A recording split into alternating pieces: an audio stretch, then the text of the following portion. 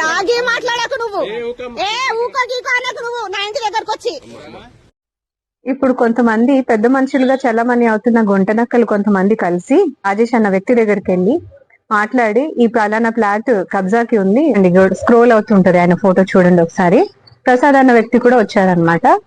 దాంతో పాటు ఇప్పుడు ఇంకొక మనిషి వచ్చిండండి, యాడ్ అయ్యాడు. ఆయన పేరే వ్యాస్ గౌడ్. మరి చెప్పంగానే ఇక్కడ ఈ వీడియో కూడా మీకు పోస్ట్ చేస్తాను చూడండి ఒకసారి. ఒక సెకండ్ కూడా మాట్లాడలేదు, వెంటనే చేసుకున్నాడండి ఈ వ్యాస్ గౌడ్ అన్న ఎమ్మెల్యే బంధువు.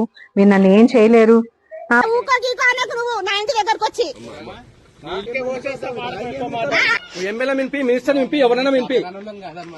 ఆయన ఎవరు సార్ మాకు తెలియాలి సార్.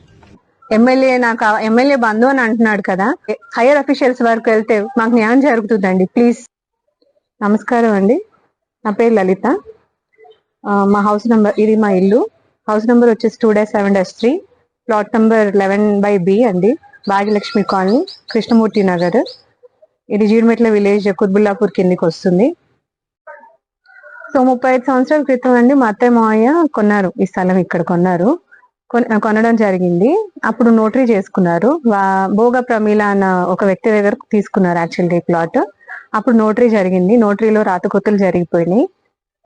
1994లోనండి మాకు జిహెచ్ఎంసీ నుంచి ఇల్లు కట్టుకోవడానికి పర్మిషన్ దొరికినప్పుడు అత్తయ్య మావయ్యలు ఇల్లు కట్టేశారు. 2 floors బిల్డింగ్ కట్టారండి. అప్పటి నుంచి కూడా మేము ట్యాక్స్, కరెంట్ బిల్లు కట్టుకుంటూనే వస్తున్నాం ఇప్పటి వరకు. ఆన్ డేట్ కూడా మేమే కడుతున్నాం, మా పేరు మీదే ఉంది. కొన్ని సంవత్సరాల క్రితము మా ఇంట్లో దొంగతనం జరిగిందండి. దొంగతనం జరిగినప్పుడు పేపర్స్ పోయినాయి అనమాట, ఏవైతే నోటరీ పేపర్స్ ఉన్నాయో అప్పుడు పోయాయి. ఈ విషయం కాలనీలో కొంతమందికి తెలుసు. ఇప్పుడు కొంతమంది పెద్ద మనుషులుగా చల్లమని అవుతున్న గుంటనక్కలు కొంతమంది కలిసి మా ఎవరైతే భోగ ప్రమీల అని ఉన్నారో, మేము ఎవరి దగ్గర అయితే ల్యాండ్ తీసుకున్నామో వాళ్ళ కొడుకు భోగ రాజేష్ అన్న వ్యక్తి దగ్గరికి వెళ్ళి మాట్లాడి, ఈ పలానా ఫ్లాట్ కబ్జాకి ఉంది, మరి ప్లాన్ చేద్దామని చెప్పి ఆయనను తీసుకొచ్చి ఇప్పుడు మా ఇంటి మీదకి దౌర్జన్యంగా వచ్చి కబ్జాకి గురి చేస్తున్నారు. దీనికి భోగ ప్రమీల వైఫ్ ఆఫ్ జగతయ్య, వాళ్ళ అబ్బాయి వచ్చేసి భోగ రాజేష్ కుమార్. వాళ్ళు ఉండేది house number 5-143 SR Nayak Nagar, Suraram, Jeedimetla. వాళ్ళ ఇంటికి మా ఇంటికి 3.5 kilometer డిస్టెన్స్ అండి. 1994లో ఇల్లు మేము కట్టుకున్నాము. స్థలం వాళ్ళదైతే 3.5 kilometer డిస్టెన్స్ ట్రావెల్ చేసి రావడానికి 35 years టైం పట్టిందా? మేము ఎవరి దగ్గర అయితే ల్యాండ్ కొన్నామో భోగ ప్రమీల వాళ్ళ అబ్బాయి అండి భోగ రాజేష్. మేము ఎవరు లేనప్పుడు September 2024 అండి, అది ఎవరు లేనప్పుడు వచ్చి గేటు బయట తన పోస్ట్ అతికిచ్చేసి రిజిస్ట్రేషన్ ఆఫీస్కి వెళ్ళిపోయాడండి. వెళ్ళిపోయి అక్కడ ఎస్ఆర్ఓ దగ్గర నుంచి జీపీఏ చేసుకున్నాడు తన పేరు మీదకి. ఎలా చేసుకున్నాడు అంటే, అక్కడ పీటీఆర్ నంబర్ లేదండి. ఇది ఇల్లు ఉంది కదా, ఇంటి మీద మేము ఆల్రెడీ ట్యాక్స్ కడుతున్నాం. ట్యాక్స్ కడుతున్నప్పటికీ కూడా పీటీఆర్ నంబర్ లేకుంటే ఎస్ఆర్ఓ రిజిస్ట్రేషన్ కి ఎలా పర్మిషన్ ఇచ్చాడు, రిజిస్ట్రేషన్ ఎలా చేశాడు, జీపీ ఎలా చేశాడో అర్థం కావట్లేదు. ఈ పీటీఆర్ నంబర్ కనిపించకుండా ఎస్ఆర్ఓ తన పేరు మీద జీపీ ఎలా చేశాడో అర్థం కావట్లేదు. అది అయిపోయాక మేము ఏం చేసామంటే, కొంతమంది పొలిటికల్ దగ్గర నుంచి కూడా మాకు కాల్స్ వచ్చాయండి. కాల్స్ రాకుండా అయితే లేవు. కొంతమంది పొలిటికల్ వాళ్ళ దగ్గర నుంచి కాల్ చేయించాడు, కాలనీ వాళ్ళు కొంతమంది పెద్ద మనుషుల దగ్గర నుంచి కాల్ చేయించాడు, మాకు బెదిరించడం జరిగింది. సో ఇవన్నీ మేము తట్టుకోలేక ఏం చేసామంటే పోలీస్ స్టేషన్ కి మేము అప్రోచ్ అయ్యామండి. సో మేము పోలీస్ స్టేషన్ కి వెళ్ళడం జరిగిందండి. పోలీస్ స్టేషన్ కి వెళ్ళి మేము కంప్లైంట్ ఇవ్వడం జరిగింది. కంప్లైంట్ ఇచ్చినప్పుడు ఈ ఎవరైతే భోగ రాజేష్ ఉన్నారో రాజేష్ ని పిలిపించారు. సో రాజేష్ ని పిలిపించినప్పుడు రాజేష్ తో పాటు ప్రసాద్ అన్న వ్యక్తి అండి, స్క్రోల్ అవుతుంటది ఆయన ఫోటో చూడండి ఒకసారి.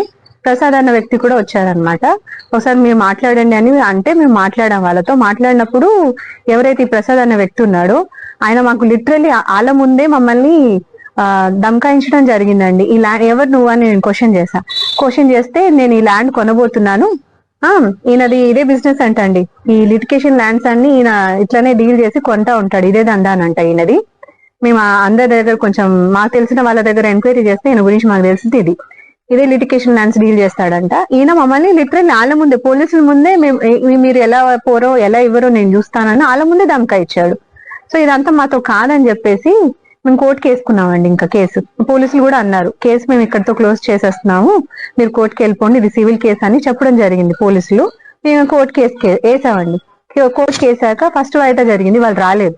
సెకండ్ వాయిదా జరిగిందండి. మళ్ళీ సెకండ్ వాయిదాకి భోగ రాజేష్ వచ్చాడు, భోగ ప్రమీల వచ్చింది. దాంతో పాటు ఇప్పుడు ఇంకొక మనిషి వచ్చిండండి, యాడ్ అయ్యాడు.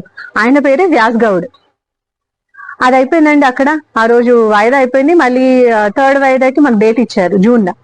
సరే అని ఇంటికి వచ్చేసాం. ఇంటికి వచ్చేసిన 1 వీక్ అండి, కరెక్ట్ గా 1 వీక్ వచ్చి మొన్న మా అబ్బాయి ఇంట్లో ఉన్నాడండి. ఎవరు లేని టైంలో ఒక్కడే ఉన్నాడు. తన ఇంట్లో ఒక్కడే ఉన్న టైంలో వచ్చి చూసి కిందికి రమ్మన్నాడు అంటండి. ఆయన ఎవరైతే ఈ వ్యాస్ గౌడ్ అన్నారో, థర్డ్ మనిషి ఇప్పుడు మనకి ఇంక్లూడ్ అయ్యాడు కదా, ఆ వ్యాస్ గౌడ్ అన్న మనిషి ఇంటి దగ్గరికి కిందికి వచ్చి రమ్మంటే అబ్బాయి కిందికి వెళ్ళి మాట్లాడాడండి. ఎవరు మీరు అంటే, నేను ఈ ల్యాండ్ ఓనర్ అని ఆయన అన్నాడంట. మళ్ళీ నువ్వు కాదు ఈ ల్యాండ్ ఓనర్, నేను అని మా మరిది చెప్పాడండి. మా మరిది చెప్పంగానే, ఇక్కడ ఈ వీడియో కూడా మీకు పోస్ట్ చేస్తాను చూడండి ఒకసారి. ఒక సెకండ్ కూడా మాట్లాడలేదు, వెంటనే చేసుకున్నాడండి ఈ వ్యాస్ గౌడ్ అన్న మనిషి మా మరిది మీదకి. కొట్టారు, ఇద్దరు కొట్టుకున్నారు. ఆ తర్వాత ఏం చేశారు ఇంకొక వీడియోలో మీకు కూడా చూపిస్తున్నారు. అబ్బాయి పీక నొక్కుతున్నాడండి. మీరు ఒకసారి చూస్తుంటే మీకు అర్థమవుతుండొచ్చు, పీక నొక్కుతున్నాడు. అక్కడ అది అయిపోయింది. ఈ లోపల మేము వచ్చాము, మాకు కాల్ కూడా వచ్చింది. మా అబ్బాయి అన్నాడు అప్పటికి, ఎవరు వచ్చారు వదినా రండి మీరు అర్జెంట్ గా అని.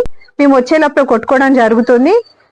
మేము ఇంకా అరుచుకున్నాము, ఒకరి మీదకి ఒకరు అరుచుకున్నాము. అయిపోయింది. ఈ లోపల మేము పోలీసులకి మన 100 ఫోన్ చేసి పోలీసులను రప్పించామండి. సో డైల్ 100 కి కాల్ చేసామండి. ఆ రోజు ఏం చేయాలో అర్థం కాలేని పరిస్థితిలో డైల్ 100 కి కాల్ చేసాం. పోలీసులు వచ్చారు. పోలీసులు వచ్చి ఆపాక ఈ లోపల ఒకటి చెప్పాలండి మీకు. అప్పుడే గొడవ జరుగుతున్నప్పుడే ఈ వ్యాస్ గౌడ్ అన్న వ్యక్తి ఎవరైతే ఉన్నారో ఆయన, నేను ఎమ్మెల్యే తాలూకా, ఎమ్మెల్యే బంధువు, మీరు నన్ను ఏం చేయలేరు, మా అబ్బాయి గొంతు పిసికేస్తున్నాడని మేము అరుస్తుంటే 4 చీరేస్తారా నిన్ను అని అంటున్నాడు. రాగే మాట్లాడకు నువ్వు, నువ్వు నా ఇంటి దగ్గరకు వచ్చి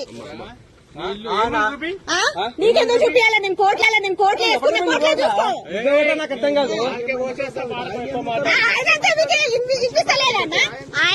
బెదిరిస్తున్నాడు. ఎంత బెదిరిస్తున్నాడు అంటే మాకు ఇక్కడ ఉండాలా, ఏం చేయాలా అర్థం కావట్లేని పరిస్థితి. సరే అని ఇంక ఈ లోపల పోలీసులు వచ్చారు, ఆపాక ఎవరికో కాల్ చేశారండి. మమ్మల్ని రమ్మని చెప్పారు పోలీసులు, ఆయనను కూడా రమ్మని చెప్పాక వెంటనే మా ముందే ఎవరికో ఫోన్ చేసి పోలీసులు త్రూగా వచ్చావు, నేను అది కూడా రికార్డ్ చేస్తా. అంతా ఎమ్మెల్యే మింపి, మినిస్టర్ మింపి, ఎవరైనా మింపి. సరే చూపి అన్నా. సరే అన్నా, నేను కోర్టులో కేసు ఉంది అనగా నువ్వు వచ్చి కొట్టా నా కొడుకుని. వచ్చారు అది ఇది అని ఎక్స్ప్లెయిన్ చేస్తున్నాడండి. పోలీస్ అక్కడే ఉన్నాడు. అప్పటి వరకు మాకు తెలియదండి ఆయన ఏ ఎమ్మెల్యేనో, ఏ ఎమ్మెల్యేకి సంబంధించినోడో, ఈయన పేరు వ్యాస్ గౌడ్ అనో మాకు అప్పటి వరకు తెలియదు. ఇంటికాడ నీకేం అవసరం? అదే ఇంటికాడ వచ్చి ఇంటికాడ నీకేం అవసరం? డీటెయిల్స్ కావాలి. ఆయన ఎవరు సార్ మాకు తెలియాలి సార్. ఆయన ఎవరు, అతని డీటెయిల్స్ అన్ని కావాలి. కోర్టులో కేసు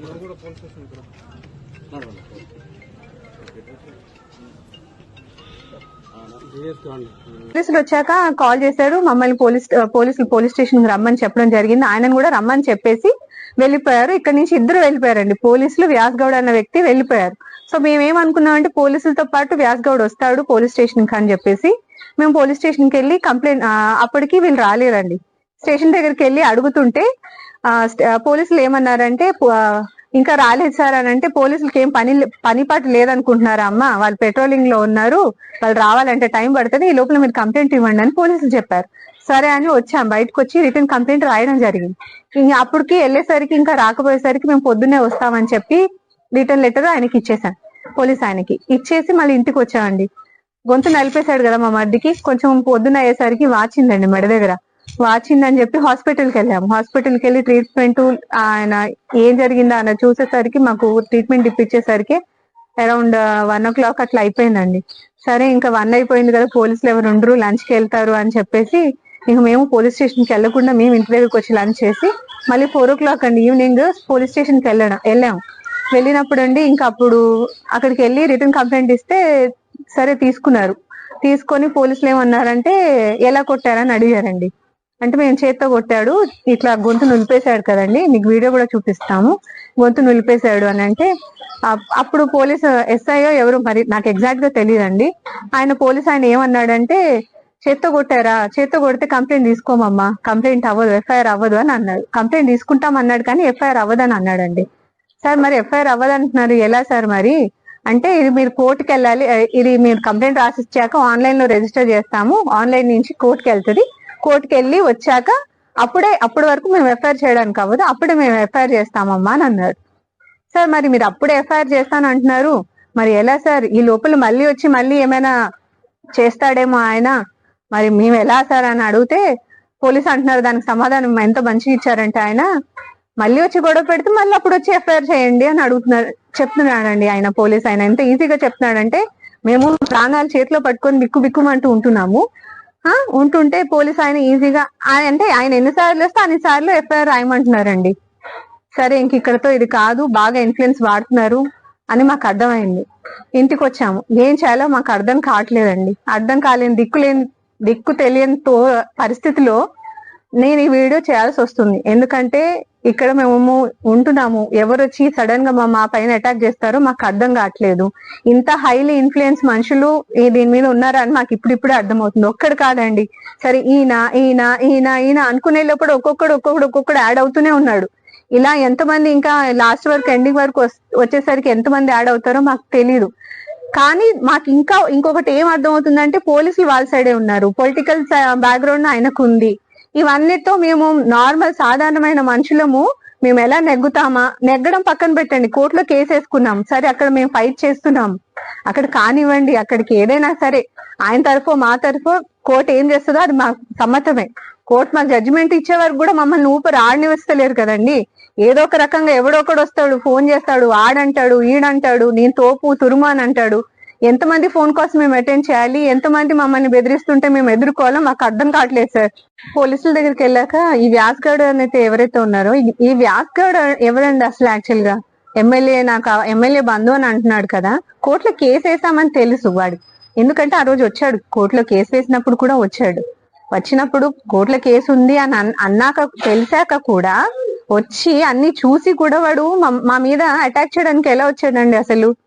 ఎమ్మెల్యే బంధువు అని చెప్పుకొని తిరుగుతున్నాడు కదా, అంటే ఎమ్మెల్యే బంధువు అయితే ఏమైనా చేస్తాడా? నాకు తెలియక అడుగుతున్నాను, చెప్పండి. ఎమ్మెల్యే బంధువు అయితే ఏమైనా చేస్తాడా? నరికేస్తాను, పొడి చేస్తాను, మిమ్మల్ని ఇక్కడ నుంచి ఖాళీ చేపిస్తాను, చూడండి నా పవర్ ఏంటో చూడండి అని అంటున్నాడు కదా. ఎవరి వ్యాస్ గౌడ్ నాకు అర్థం కావట్లేదండి. ఏ ఎమ్మెల్యే బంధువు నాకు అర్థం కావట్లేదు. ఇట్లా అయితే ఎలా చెప్పండి? అంటే ఇప్పుడు పవర్స్ ఉన్నాయి, అన్ని ఉన్నాయి అని చెప్పి వాడు ఇష్టం వచ్చినట్టు ఎవరికి భయపడకుండా నచ్చింది చేసుకుంటున్నాడు. గవర్నమెంట్ ని కూడా అసలు రెస్పెక్ట్ ఇస్తలేడు. కోర్టుకి వెళ్ళింది కదా, ఎలా వెళ్తాను వాళ్ళ దగ్గర ఫైట్ కూడా అని ఆలోచించకుండా ఇంటి దగ్గరకు వచ్చి ఇలా దౌర్జన్యం చేస్తున్నాడే. మేము ఎలా ఉండాలి అసలు? సరే అండి, ఇదంతా ఇంకా ఈ DGP sir, commissioner sir, collector sir, రాష్ట్ర ప్రభుత్వం ఎలా డీల్ చేస్తుందో నాకు తెలియదండి. వాళ్ళ దగ్గరికి వెళ్లే వరకు ప్లీజ్ ఈ వీడియో అందరూ షేర్ చేయండి. ఎందుకంటే మాకు న్యాయం కావాలి. మేము ఫైట్ చేయలేకపోతున్నాము, ఎందుకంటే వీళ్ళ పొలిటీషియల్ బ్యాక్గ్రౌండ్ చాలా ఎక్కువ ఉంది. మీరు ప్లీజ్ ఎలా హెల్ప్ చేస్తారో నాకు తెలీదు. కాస్త మా మీద దయచేసి ఈ వీడియోని మీరు కొంచెం షేర్ చేస్తే హైయర్ అఫీషియల్స్ వరకు వెళ్తే మాకు న్యాయం జరుగుతుందండి. ప్లీజ్ అండి, థ్యాంక్ యూ.